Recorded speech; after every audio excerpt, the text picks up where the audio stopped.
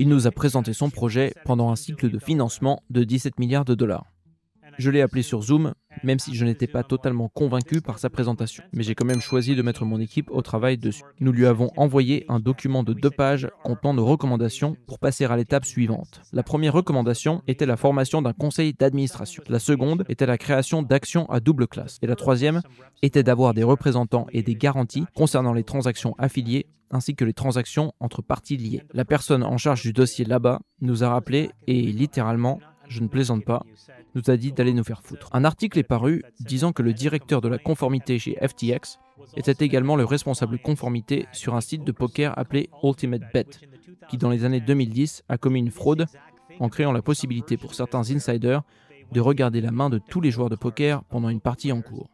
Un petit nombre d'employés de l'entreprise jouaient contre des gens en sachant quelles étaient leurs cartes et ont volé des millions grâce à cette technique de triche. Je ne sais pas du tout comment c'est arrivé, mais cette personne est responsable de la conformité chez FTX aujourd'hui, plus de 10 ans plus tard. Et il s'avère que ce genre de choses se produit aussi beaucoup sur les marchés publics. Lorsque certains fonds spéculatifs sont proches de la faillite en raison de leur position leveragée, d'autres fonds d'investissement utilisent leur capital pour provoquer des appels de marge et des liquidations. Si on étudie sérieusement le cas GameStop, on se rend compte que c'est cette dynamique qui a causé la gamification du trading de ces titres financiers. Ce cas n'est pas un cas isolé et est caractérisé par des gens qui sont leveragés et surexposés au risque.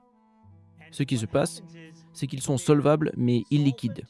Et lorsque l'instrument qu'ils tradent plonge, ils deviennent à la fois insolvables et illiquides. Pour résumer la situation en un mot, si on essaie de remonter au premier fil qui a détricoté tout le pull, on peut convenir que l'origine du mal, ce sont ces jetons créés à partir de rien et n'ayant aucune valeur intrinsèque. Quelqu'un prescrit une valeur et tout d'un coup, tout le monde dans l'économie dit « Pas de problème, je vais prendre ce jeton comme collatéral ». Ceci est impossible dans la finance traditionnelle. Je ne peux pas appeler JP Morgan, leur dire que j'ai inventé un nouveau produit, que j'appelle une part dans une entreprise quelconque, et leur demander de me prêter de l'argent en utilisant cet actif douteux comme garantie. Je pense que ce problème dépasse FTA. Je dirais à voix haute ce que beaucoup pensent tout bas, et qui peut peut-être mettre certaines personnes qui travaillent dans le milieu mal à l'aise.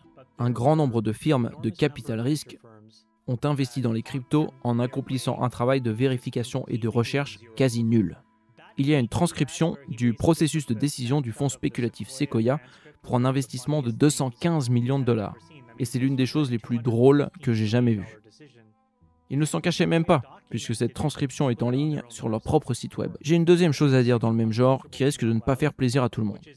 C'est que beaucoup de ces entreprises de capital risque de la Silicon Valley qui ne faisaient aucun travail sérieux proposaient en revanche à leurs équipes des formations pour créer des jetons comme celui dont nous avons parlé avant.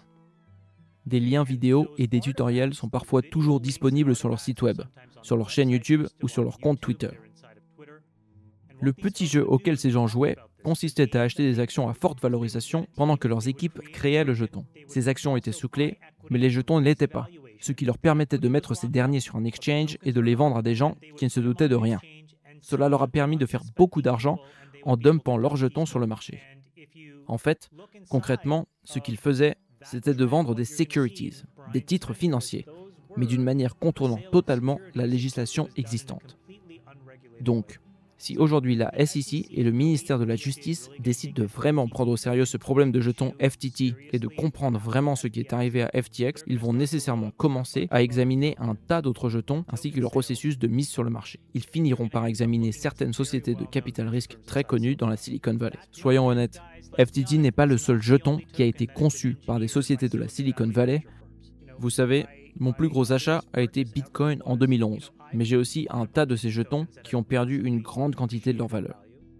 Je pense que beaucoup d'autres investisseurs sont également tombés dans le piège de se dire « Waouh, c'est incroyable de pouvoir acheter ces jetons qui ont telle utilité ou telle valeur intrinsèque. » Mais mon expérience est à l'opposé complet de cela. J'ai perdu beaucoup d'argent avec ces placements.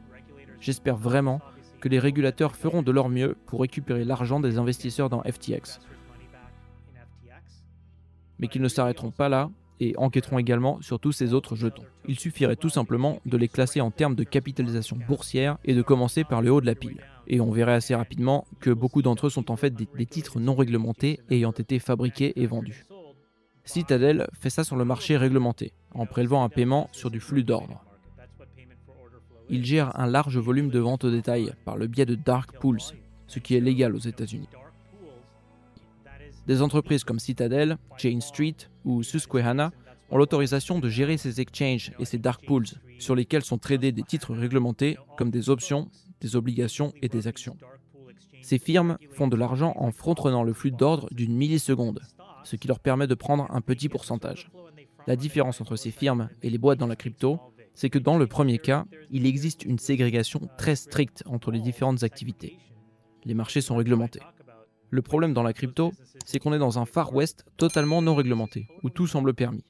Alors, qui peut vraiment savoir ce qui se passe dans ces entreprises ?